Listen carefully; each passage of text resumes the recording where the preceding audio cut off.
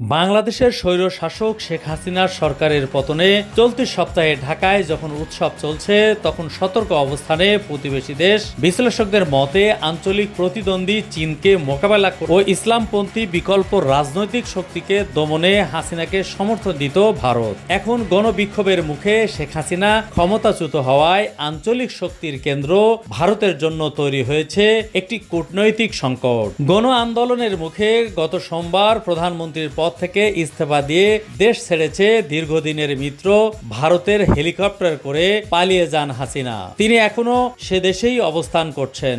শেখ হাসিনার ছেলে সজীব ওয়াজেদ জয় অবশ্য এখনো দাবি করেছেন তার মা পদত্যাগ করেননি। শেখ হাসিনাকে আশ্রয় দিলেও বাংলাদেশে ডক্টর মোহাম্মদ ইউনূসের নেতৃত্বে যে অন্তর্বর্তীকালীন সরকার গঠিত হয়েছে তাকে প্রথমেই যারা শুভকামনা জানিয়েছে তাদের একজন ভারতের প্রধানমন্ত্রী নরেন্দ্র মোদী।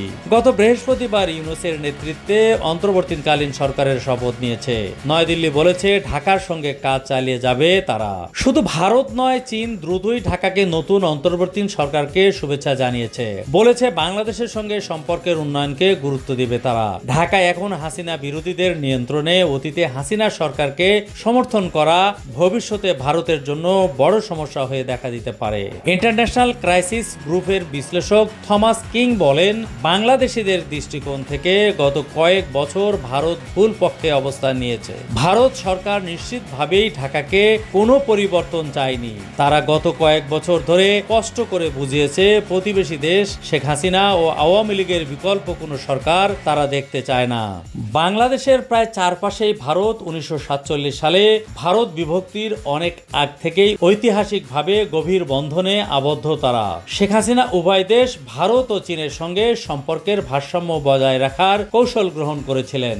নয়াদিল্লির কাছ থেকে সমর্থন পেয়ে সুবিধা নেওয়ার পাশাপাশি দৃঢ় সম্পর্ক বজায় রেখেছিলেন চীনের সঙ্গেও। শেখ হাসিনা বাংলাদেশে জাতীয়তাবাদী দল সহ যাদের প্রতিদ্বন্দ্বী মনে করতেন নিষ্ঠুর বল প্রয়োগ দেখিয়েছেন, নয়াদিল্লিও তাদের অভিন্ন হুমকি হিসাবে দেখছেন। ওয়াশিংটন ভিত্তিক উইলসন সেন্টারের সাউথ এশিয়া ইনস্টিটিউটের পরিচালক মাইকেল কুলম্যান বলেন, ভারত ভয় ছিল হাসিনা ও আওয়ামী লীগের যে কোনো বিকল্পই ভারতের স্বার্থের জন্য ক্ষতিকর হতে পারে। নয়াদিল্লির চোখে বিএনপি এর মিত্র দলগুলো বিপজ্জনক ইসলামপন্থী শক্তি যারা ভারতীয় স্বার্থের বিপদ ডেকে আনতে পারে।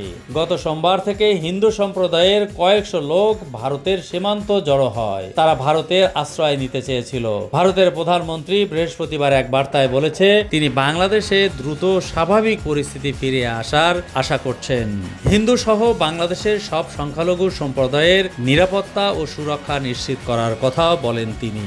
হাসিনা দেশ ছেড়ে যাওয়ার পরও ভারতের পররাষ্ট্রমন্ত্রী সুব্রমানিয়াম জয়শঙ্কর ভারতীয় পার্লামেন্টে বলেন, খুব সংক্ষিপ্ত সময়ের নোটিশে শেখ হাসিনা ভারতে এসেছেন। কিন্তু সংবাদ মাধ্যমের খবর অনুযায়ী বিক্ষোভ দমনে সাম্প্রতিক সপ্তাহগুলোতে শেখ হাসিনা যে বল প্রয়োগ করেছে তাতে তার বিরুদ্ধে জাতিসংঘের নেতৃত্বে একটি স্বাধীন ও পূর্ণাঙ্গ তদন্তের কথা বলেছেন লন্ডন। এরপর হাসিনা যুক্তরাষ্ট্রে যাওয়ার সম্ভাবনা প্রায় শেষ হয়ে গেছে। যুক্তরাষ্ট্র এর আগে বাংলাদেশের অর্থনৈতিক উন্নয়নে শেখ হাসিনার অবদানের প্রশংসা করেছে। ইসলামী কট্টরপন্থী দমন করা সহ বেশ কিছু গুরুত্বপূর্ণ বিষয়ে ওয়াশিংটন তাকে অংশীদার হিসাবে দেখে। কিন্তু বাংলাদেশের গণতন্ত্র নিয়ে উদ্বেগের জেরে অতি সম্প্রতি যুক্তরাষ্ট্রের ভিসা নিষেধাজ্ঞা দিয়েছে। ভারত বর্তমানে যে বিপজ্জনক কূটনৈতিক চ্যালেঞ্জের মুখোমুখি তা নিয়ে দেশটির সংবাদ মাধ্যমগুলো সতর্ক করেছে।